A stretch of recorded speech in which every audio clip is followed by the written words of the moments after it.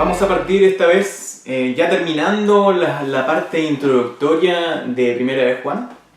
Vamos a hablar un poco del bosquejo de esta carta. Cada vez que nos enfrentamos a un libro, tenemos que ordenarlo, tenemos que estructurarlo. Y el bosquejo sirve para eso. El gran problema, diría yo, del bosquejo, y en términos prácticos, el bosquejo resulta ser un tanto difícil de memorizar, difícil de entender y a la vez poco práctico, no resulta muy útil. Hay muchos bosquejos, muchas personas ordenan y estructuran un libro de diferentes maneras. Pero yo quisiera presentar un bosquejo muy simple, la verdad, un bosquejo que nos va a orientar, nos va a encaminar para entender el libro a grandes rasgos. Y quiero dividirlo simplemente en 4 puntos muy sencillos. El primero de estos puntos es el prólogo. El prólogo de un libro, por lo general en una carta, es una introducción. Eso es un prólogo, es una introducción al mensaje. En este caso, en la primera carta de Juan, tenemos que el prólogo va del capítulo 1, del versículo 1 hasta el versículo 4. Luego tenemos el segundo punto que tiene que ver con un mensaje. Un mensaje. Desde el versículo 5 del capítulo 1 en adelante hasta el capítulo 3, versículo 10, tenemos una sección que comienza literalmente marcada por un pronunciamiento del apóstol Juan diciendo: este es el mensaje, que Dios es luz y en Él no hay tinieblas. Por ende, la primera forma de ordenar este libro a grandes rasgos sería este primer mensaje que el apóstol Juan nos quiere entregar. El tercer punto sería, nuevamente hay otro mensaje que literalmente el apóstol Juan nos dice: este es el mensaje, y nuevamente ahora está relacionado al Señor, pero a otra faceta de su carácter, que es el amor. Dios es amor. Ese es el segundo mensaje. Y finalmente, los versículos ahí van del capítulo 3, versículo 11, hasta el capítulo 5, versículo 17. Y por último, tenemos el epílogo o la conclusión de la carta. En este caso, tenemos un par de versículos al final, desde el capítulo 5, versículo 18, hasta el versículo 21. Ahora bien, aquí realmente de los 4 puntos, son realmente 2 los importantes, o los que realmente tienen el grueso del contenido del libro. Tenemos el punto 2 y el punto 3, los cuales están divididos. Ambos comienzan con un mensaje. Este es el mensaje, Dios es luz. Este es el mensaje, que Dios está relacionado o es amor finalmente. Y aquí tenemos que recordar una de las últimas cosas que hablamos en la clase pasada, en la clase 3, en donde les mencionaba cómo el estilo de Juan al expresarse en su carta difiere mucho respecto de otros escritores bíblicos, como lo es Pablo, un hombre más secuencial, un hombre más ABC, un hombre de una mentalidad más formada, estructurada, más lógica. Y sin embargo el apóstol Juan, sin caer o rayar en lo ilógico, tiene una presentación distinta de su mensaje. Vimos cómo él utiliza una figura literaria llamada amplificación, y cómo en esta figura se pone de cimiento una enseñanza o una verdad, una premisa, y luego se empieza a dar vuelta alrededor de esta verdad. Se empiezan a ir añadiendo una serie de conocimientos, series de diferentes cosas que van estructurándose, que van tomando forma. La amplificación. Es por eso entonces que tenemos que estar muy conscientes de esta estructura. Tenemos que saber de que principalmente hay dos partes aquí. Dios es luz y por otro lado Dios es amor. Y los mensajes de Juan van a girar en torno a estas dos verdades. Y Juan va a ir añadiendo información respecto a estas dos verdades. Es importante que tengamos eso en consideración a la hora de enfrentar este libro.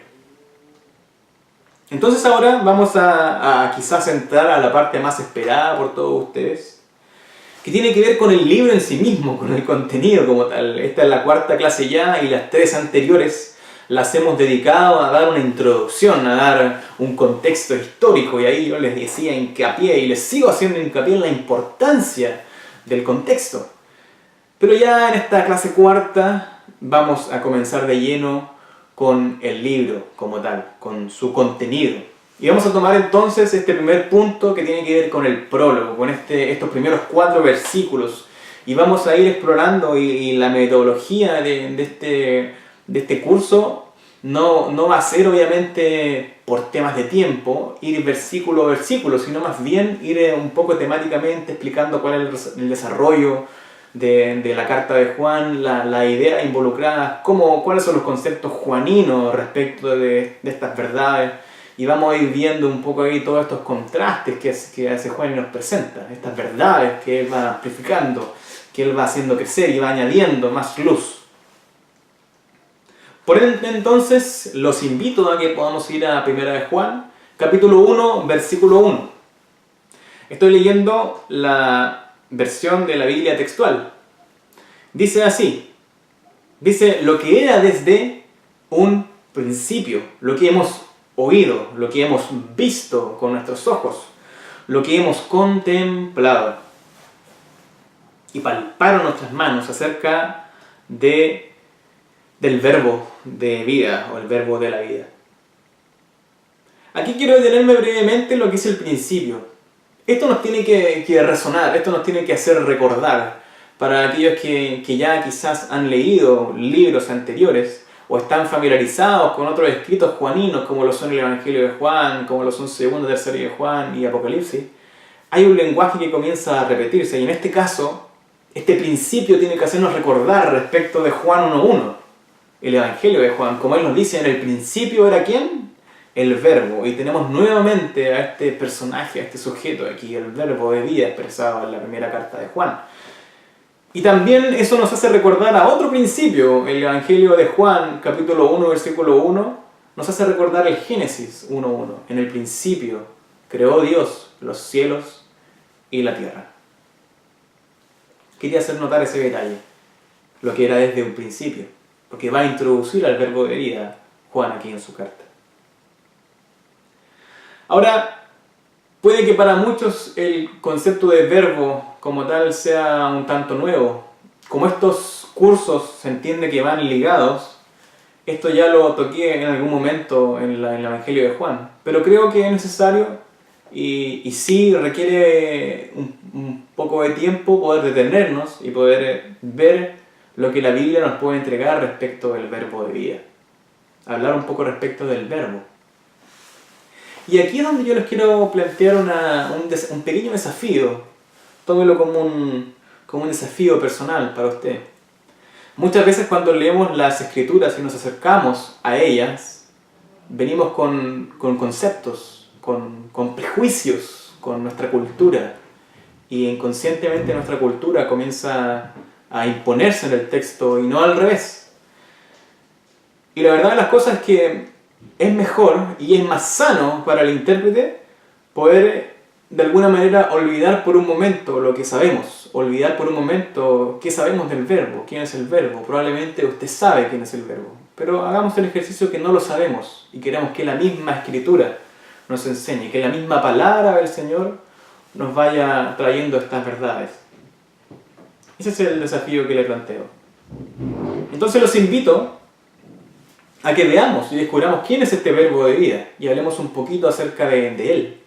Porque es el versículo 1.1 de la primera carta de Juan que presenta este verbo de vida. Y si parte de esta manera es porque es importante y tenemos que detenernos un poco en ello. Ahora, un principio de interpretación dentro de lo que es la hermenéutica, que hay otro curso aparte, pero aprovecho de decirlo, es el hecho de que cuando nos pillamos con palabras extrañas, cuando nos pillamos con frases que desconocemos, un principio es que la Biblia interpreta a la Biblia, la Escritura interpreta a la Escritura, y por ende es la Biblia misma la que nos da claridad de algo que está un poco oscuro en otro pasaje se comienza a esclarecer, se comienza a revelar, a develar. Por ende, el principio de aquí es ver qué es lo que dice Primera de Juan respecto del verbo de vida. Y la verdad es que nos dice mucho más. Entonces la segunda pregunta que debemos hacernos, o el segundo círculo al cual tenemos que ir es ¿qué otros libros escribió Juan? ¿Qué ha hablado Juan respecto del verbo en otros de sus libros? Y es ahí donde el segundo paso es, partiendo ya por el libro, agotando el recurso del libro mismo, nos vamos a sus escritos, a los escritos de Juan. ¿Qué otras cosas ha escrito? Y nos vamos en este caso al Evangelio de Juan.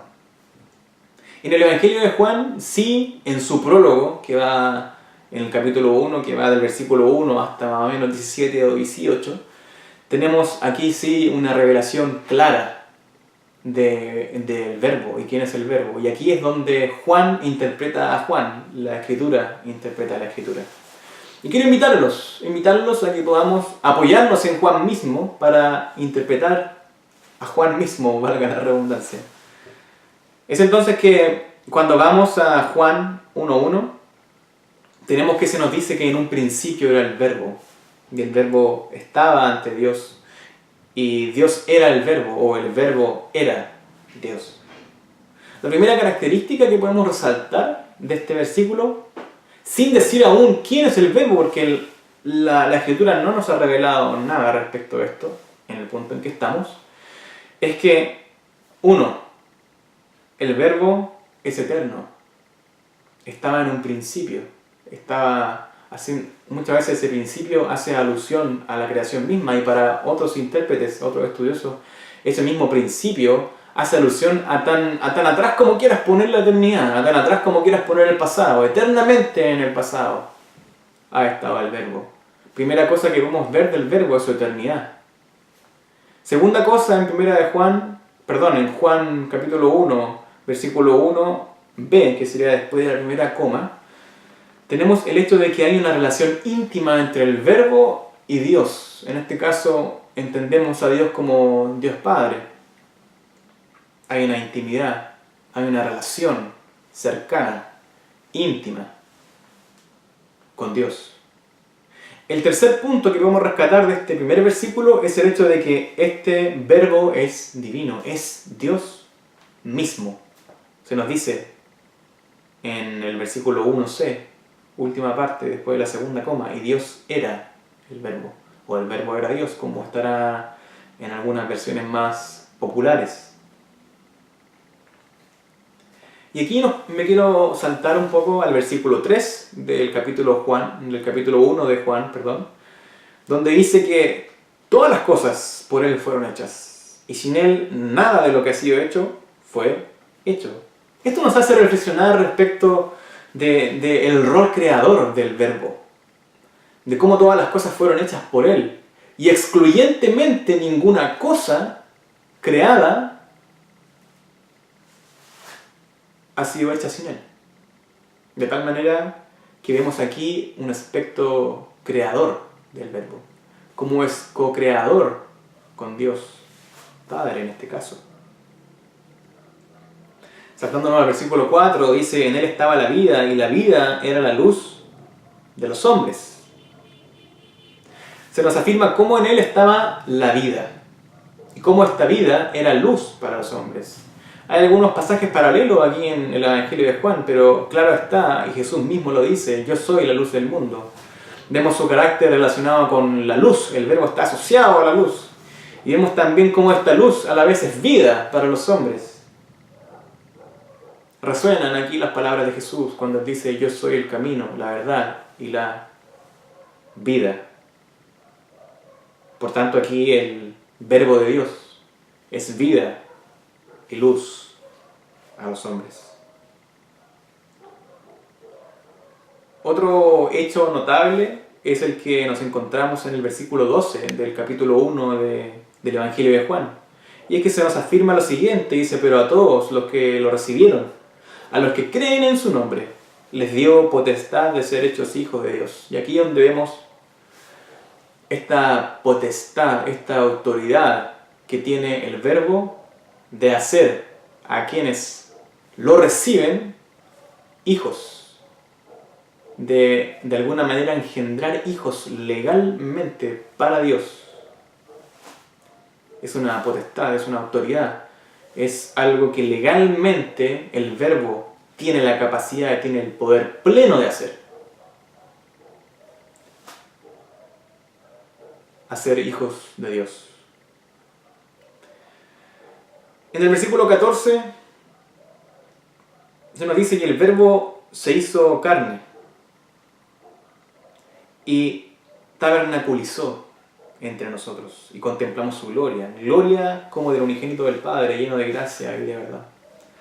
Algunas de las cosas que nos resaltan aquí en el versículo, y razón por la cual me gusta esta versión de la Biblia textual, es que se acerca mucho a lo que textualmente eran un poco los originales. Va a preferir las palabras que realmente significaban eso, a pesar de que nos puedan causar un poco de extrañeza. En este caso la palabra extraña quizás es tabernaculizó. En las otras versiones dice y habitó, pero literalmente en el griego aquí es tabernaculizó, o sea, hizo un tabernáculo.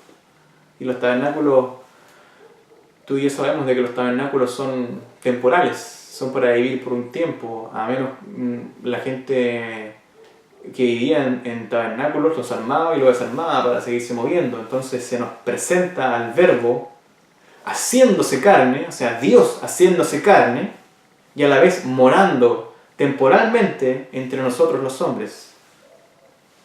Como si de un tabernáculo se tratase, literalmente. Dice que estaba lleno de gracia, lleno de verdad. Son otras cosas que podemos ver del Verbo. Y es aquí donde no necesitamos imponer nuestra visión, ni imponer nuestro pensamiento de quién podría ser el Verbo, porque la Biblia interpreta la Biblia, y es lo que les quiero mostrar. En el versículo 17, si avanzamos un poco ya terminando el prólogo del Evangelio de Juan, nos encontramos con la sorpresa de que sigue hablando del Verbo, y en el 16 dice, de su plenitud tomamos todos, gracia sobre gracia, y el 17 dice, pues la ley fue dada por medio de Moisés. La gracia y la verdad fueron hechas por medio de Jesús, el Mesías. Y es aquí donde se hace el paralelismo y se liga al Verbo con la persona de Jesucristo. De tal manera que, leyendo este texto, no podemos sino concluir otra cosa, que el Verbo que es presentado en el versículo ya 1, bajando los versículos y leyendo cuidadosamente, nos encontramos que la Biblia misma se encarga de decirnos que este Verbo no es nadie más ni nada menos que Jesús, Jesucristo, el Mesías. Por tanto, estas son algunas de las cosas que podemos extraer del Evangelio de Juan. Estas son las cosas que Juan tenía en mente al hablar a la iglesia y a los hermanos de las diferentes congregaciones del Asia Menor. Eso es lo que él tenía en mente cuando él menciona al Verbo. Ahora, añadir respecto de esto, ya que estamos hablando del Verbo, el hecho de que Juan tenía una audiencia, Juan tenía interlocutores, destinatarios, que tenían diferentes mentalidades, diferentes concepciones respecto del Verbo. Tenía destinatarios tanto con influencia griega, como también judíos que estaban esparcidos por diferentes partes. Ahora, para los griegos el concepto que ellos tenían en mente respecto del Verbo de Dios, que valga decir que verbo viene del griego logos, que significa palabra, asunto o cosa. Viene de esa palabra griega. Y para los griegos, valga la redundancia, era como decir aquella mente que ordenaba las cosas. Era aquella fuerza que establecía el orden del universo. Era la mente de Dios que lo controlaba todo. Era un puente entre el universo inmaterial y material. ¿Recuerdan cuando vimos un poco la influencia griega en la iglesia? Y cómo el gnosticismo había ya avanzado mucho en ella. Y el dualismo estaba muy fuerte, desarrollado tanto en la mentalidad de los hermanos como en la gente en general. Y cómo ellos tenían esta separación muy marcada entre lo material y lo no material o inmaterial o espiritual. Vemos entonces que los griegos tenían este concepto de una mente, de algo, no tanto un ser, sino más bien como una fuerza. Ese era el concepto griego del verbo. Y ahora si nos pasamos a la otra audiencia, si vamos a judíos, los judíos tenían otra concepción del verbo de Dios. Para ellos, y a la luz de algunas escrituras, el verbo de Dios tenía que ver con esta personificación de alguna manera de la ejecución de la voluntad de Dios en la tierra. Se habla del Antiguo Testamento de que la palabra del Señor hace muchas cosas, y ahí en el hebreo es dabar, que quiere decir palabra, que es el equivalente a logos en el griego. Y para ellos tenía una connotación muy especial la palabra de Dios en sí misma. Algunos ejemplos de ellos son el Salmo, y los quiero invitar al Salmo 33, versículo 6. En él nos encontramos que dice, pues recta es la palabra del Señor, y toda su obra es con fidelidad. Perdón, leí el 4, el 6. Por la palabra del Señor fueron hechos los cielos, y todas sus constelaciones por el aliento de su boca. Es aquí donde se nos dice que por la palabra del Señor fueron hechos los cielos. Y si nos vamos a Juan, en el versículo 3, capítulo 1, se nos dice de que por él fueron hechas todas las cosas. Entonces hay como un paralelo ahí. Y curiosamente se escoge Juan, que presenta el evangelio más espiritual y profundo de todos, decide llamar a Jesús el verbo o la palabra, que en realidad, en estricto rigor, verbo no es al español, no es la palabra indicada, es palabra, pero quizás no tiene la fuerza que en el griego tiene. Pero tiene que ver con palabra, tiene que ver con una palabra que genera algo, en este caso aquí, como se nos presenta, la palabra del Señor. Por la palabra de Él fueron hechos los cielos, es una palabra que crea, que causa un cambio tremendo, que transforma las cosas. Está llena la tierra de ella. Otro ejemplo, brevemente, es el Salmo 107, versículo 20. Se nos dice que el Señor envió su palabra y los sanó y los liberó del sepulcro. De alguna manera vemos que esta palabra del Señor, este dabar del Señor, tiene esta particularidad de sanar. Como que se le atribuyen de alguna manera aspectos como que fuese una persona, utilizando un poco la personificación. Y por último mencionarles el Salmo 147:15. Que nos afirma que el que envía su mensaje a la tierra y su palabra corre velozmente. Aquí se ve la palabra del Señor como corriendo velozmente, haciendo cosas, realizando cambios, afectando los cielos y la tierra. Entonces el concepto hebreo, el concepto israelita, el concepto judío respecto de la palabra, del logos, del verbo, tiene que ver con una personificación, de un instrumento de la ejecución de la voluntad de Dios. Aquí se nos dice que el Antiguo Testamento, donde el logos o palabra de Dios está asociada con la personificación de la revelación de Dios. Es por medio de su palabra que el Señor se revela al hombre. Cuando uno lee el Antiguo Testamento, uno se da cuenta de que los profetas, mucho, y se repite esta palabra, de hecho, dabar, la palabra dabar es una de las palabras más utilizadas en el hebreo bíblico del Antiguo Testamento, muy repetido, muy común. Dice, y vino la palabra del Señor al profeta, y vino la palabra del Señor al profeta, vino una revelación, vino un mensaje. Dice, Juan va más allá del concepto familiar del logos que tendrían sus lectores, judíos y gentiles, y presenta a Jesucristo no solo como un principio mediador, como percibían los griegos, sino como un ser personal, totalmente divino y sin embargo totalmente humano. Sino, de hecho, él era la perfecta revelación de Dios, de Dios mismo, hecho carne. Y si volvemos nuevamente al Evangelio de Juan, para poder cerrar un poco esta idea del verbo, y leemos el último versículo del prólogo, que sería el versículo 18, yo creo que esta idea es la que cierra y aglomera todo lo que hemos conversado hasta ahora. Dice, nadie ha visto jamás a Dios. El unigénito de Dios, que está en el seno del Padre, Él lo reveló. Finalmente, si tú y yo podemos darle una característica principal en este relato del verbo, donde Juan cierra este mensaje con este versículo, es que el verbo de Dios viene a revelar al Padre. Viene a mostrar al Padre, viene a mostrar a Dios Padre. Porque a Dios Padre nadie lo ha visto jamás. En el Antiguo Testamento nadie jamás vio al Padre tampoco. Y se entiende que la palabra del Señor que venía a los profetas era la revelación de Dios. Por eso es que los judíos asociaban la palabra con este verbo de Dios. Pero es más que el concepto que tenían los judíos, es más que el concepto que tenían los griegos. Y por ende es la manifestación total, plena, de Dios Padre en la tierra. Como nos menciona Juan capítulo 1, versículo 18.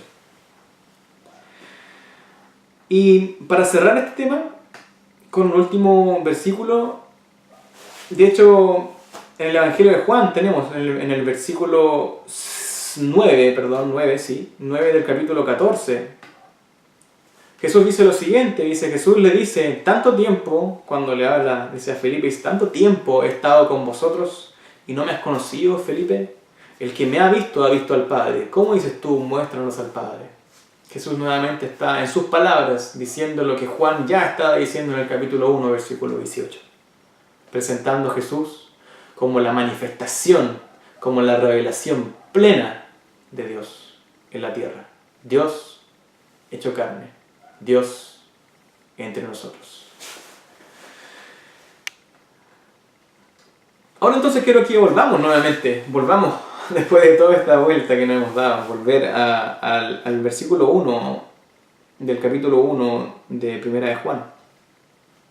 Porque tenemos que ahora leer a la luz de lo que hemos comentado, cómo se va desarrollando la idea, cómo es que Juan presenta en su libro el mensaje. Y es entonces que tenemos aquí que lo que era desde el principio, nos dice Juan. Él tiene una relación con este verbo, con Jesucristo mismo que acabamos de descubrir. Él tiene una relación cercana con Dios hecho carne, con aquel que creó todas las cosas, con aquel ser divino, eterno, que siempre estuvo con Dios Padre. Y esta relación personal que ataca el gnosticismo, que negaba la existencia física de Jesucristo, vemos aquí un confrontamiento directo, evidenciado por el uso de los verbos, por las frases que Juan nos aclara. Notar cómo él dice, hemos oído, hemos visto, hemos contemplado, palparon nuestras manos. ¿Notamos cómo están involucrados los sentidos en cada una de estas frases? Creo que nos damos cuenta de que el mensaje de Juan aquí es muy claro. Y es que nosotros tenemos una comunión. Nosotros lo vimos, lo tocamos, lo palpamos, lo escuchamos, lo contemplamos. Es claro aquí entonces que él presenta el verbo de vida y presenta su relación con el verbo de vida.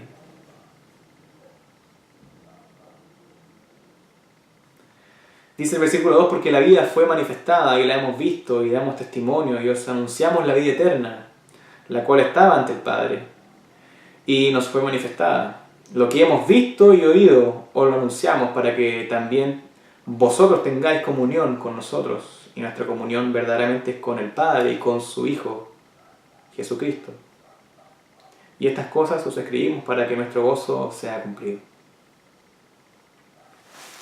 Ahora, hay que notar otro aspecto aquí importante en estos primeros 4 versículos, y es el hecho de que Juan se refiere en su mensaje, está usando la primera persona plural, o sea, nosotros.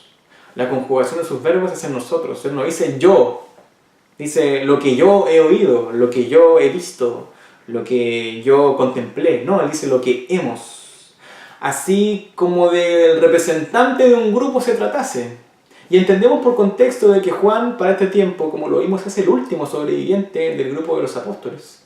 ¿Quiénes, si no los apóstoles mismos, fueron aquellos que huyeron? Fueron aquellos que vieron, fueron aquellos que contemplaron, fueron aquellos que palparon con sus manos al verbo de vida, a Jesucristo el Mesías. Por ende, Juan se está poniendo en una posición de representante. Él está diciendo nosotros, yo como representante de los 12 apóstoles que ya no están presentes, hemos palpado, hemos oído, hemos visto, hemos contemplado. Y es que se nos afirma luego que esta vida es manifestada. El mensaje entonces a grandes rasgos en estos versículos es el siguiente. Tenemos aquí a Juan como representante de un grupo. Nosotros, que hemos visto, que hemos palpado al Verbo de vida, Jesucristo, por medio de la comunión, y aquí viene la parte importante, la comunión. Por medio de la comunión tenemos algo, un mensaje que darles a ustedes, a esta siguiente generación. Juan está presentándose, por hacer alguna analogía en estos 4 versículos, como aquel que ha corrido la carrera y lleva el testimonio y lo quiere pasar a la siguiente generación. La siguiente generación debe tomar el testimonio. Y ellos dicen, nosotros que hemos visto, que hemos estado con Jesucristo. El versículo número 3 dice lo que hemos visto, reitera, nuevamente itera lo mismo, dice lo que hemos visto, lo que hemos oído, os lo anunciamos, para que también vosotros tengáis comunión con nosotros. Y nuestra comunión verdaderamente es con el Padre y con su Hijo Jesucristo. Y aquí quiero detenerme un poco en la palabra comunión, que resulta ser clave para mí para entender el prólogo de Primera de Juan. Y es que la palabra comunión viene del griego koinonia. No sé si has escuchado esa palabra que tiene que ver con estar juntos, en unión, tener una relación. En el contexto de Primera de Juan, el tener comunión con alguien equivale a andar con alguien, a caminar con alguien, a vivir con ese alguien, a andar de acuerdo a ese alguien. Algunas pruebas de lo que le estoy diciendo, y nuevamente trayendo la Escritura a colación, porque la Escritura interpreta la Escritura. Si nos vamos a Primera de Juan, al versículo 3, que es lo que acabamos de leer, dice, para que también vosotros tengáis comunión con nosotros. Y nuestra comunión verdaderamente es con el Padre y con su Hijo Jesucristo. Si leemos este versículo aisladamente, no tenemos mucho que decir respecto de la comunión. Pero gracias a Dios, que ha armado la Escritura de tal manera que en diferentes partes encontramos diferentes piezas de un mismo puzzle, nos damos cuenta que en el versículo 7 del capítulo 1 tenemos la siguiente frase. Dice, pero si andamos en la luz, como Él está en la luz, tenemos comunión unos con otros. Quiero detenerme no en la luz ni en el pecado, esas son cosas que vamos a tocar, que vamos a hablar claramente, pero aquí nos centramos en el tema de la comunión, porque dice que si andamos en la luz, como Él está en la luz, tenemos comunión unos con otros. Entonces para Juan, ¿cuándo uno tiene comunión unos con otros? ¿Cuándo la segunda generación que toma el testimonio tiene comunión con los apóstoles? Cuando andan en la luz, cuando andan como ellos anduvieron. Andar equivale a caminar, equivale al estilo de vida, a cómo tú vives al vivir, al hacer las cosas como ese alguien. Entonces, comunión en los términos juaninos no es simplemente estar juntos en un lugar y compartir. Para nosotros tener comunión puede que en su sentido más primitivo sea simplemente juntarnos en torno a una mesa y compartir y conversar. Pero para Juan, en la literatura de él, tener comunión es más profundo que eso. Tener comunión tiene que ver con andar con alguien, con estar de acuerdo con ese alguien, con tener la misma idea de ese alguien, con actuar de la misma manera de ese alguien. Va mucho más allá de eso. Tiene que ver con nuestra vida misma. Y aquí es donde recuerdo el Génesis, donde se nos dice que y caminó Enoc con Dios y Dios lo traspuso. Caminó, anduvo con Él, vivió de acuerdo a Él. Entonces es el andar, es el caminar, es el vivir respecto a la misma forma de alguien el que te hace tener comunión con ese alguien. Y aquí es donde tenemos que volver nuevamente al versículo 3 del capítulo 1, entendiendo que la comunión es eso, que Juan mismo se explica y da a entender en el versículo 7. Y es que él dice en su prólogo y en su introducción, y es importante tener esto en claro, que dice, el mensaje que él les anuncia, lo que él va a desarrollar en su tema, tiene el propósito de que ellos puedan tener comunión con Juan, con ellos, como representante de los apóstoles.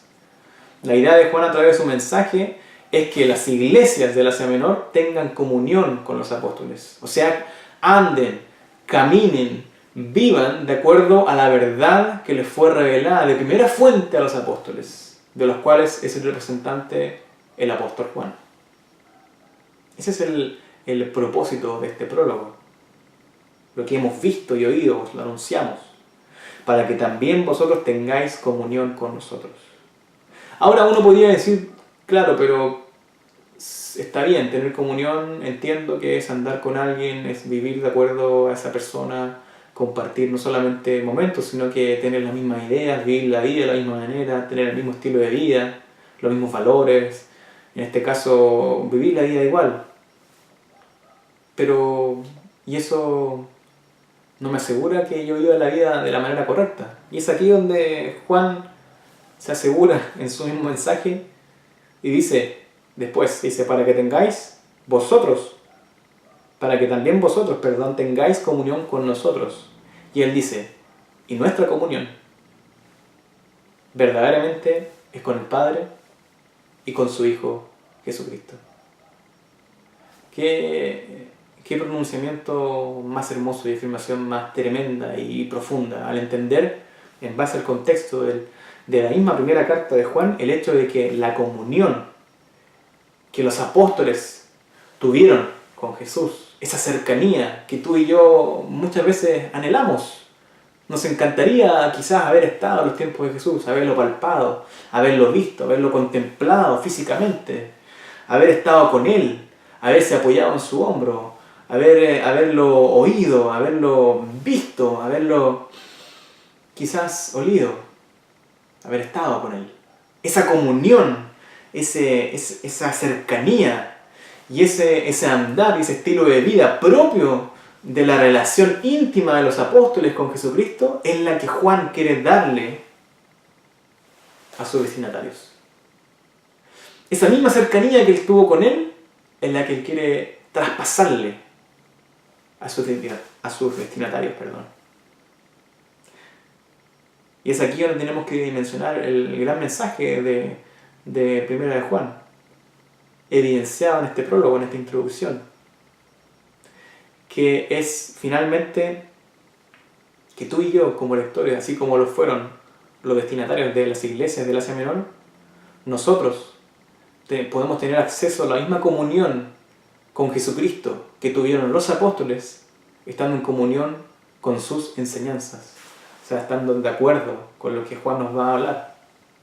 La comunión es andar, la comunión es caminar, la comunión es estar de acuerdo, tener las mismas ideas, como hemos reforzado, es vivir el mismo estilo de vida. Es ahí donde tenemos comunión. Lo que hemos visto y oído, os lo anunciamos. Entonces son gigantes, son enormes las implicancias de este mensaje. Y él cierra este prólogo diciendo, y estas cosas os escribimos para que nuestro gozo sea cumplido.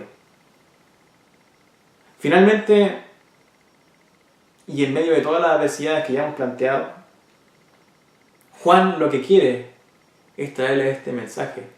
Juan en su edad avanzada, ya al borde de la muerte, lo que él anhela profundamente en su corazón a través de esta carta enviada como circular a todos los hermanos de la Asia Menor, es traspasarle esta comunión que él tuvo cercana con Jesucristo. Y él fue un privilegiado porque fue uno del círculo íntimo, como vimos, de Jesús. Alguien que compartió con él en diferentes ocasiones que otros no pudieron compartir. Es entonces que él nos quiere dar este testimonio. Nos quiere traspasar esta herencia. Tengan comunión conmigo, porque mi comunión verdaderamente es con el Hijo, verdaderamente es con el Padre. Por ende, vive la vida de acuerdo a lo que te estoy enseñando. Vive la vida de acuerdo a la luz que te estoy dando, porque esta luz es la luz que yo recibí directamente de Jesucristo, el verbo de vida.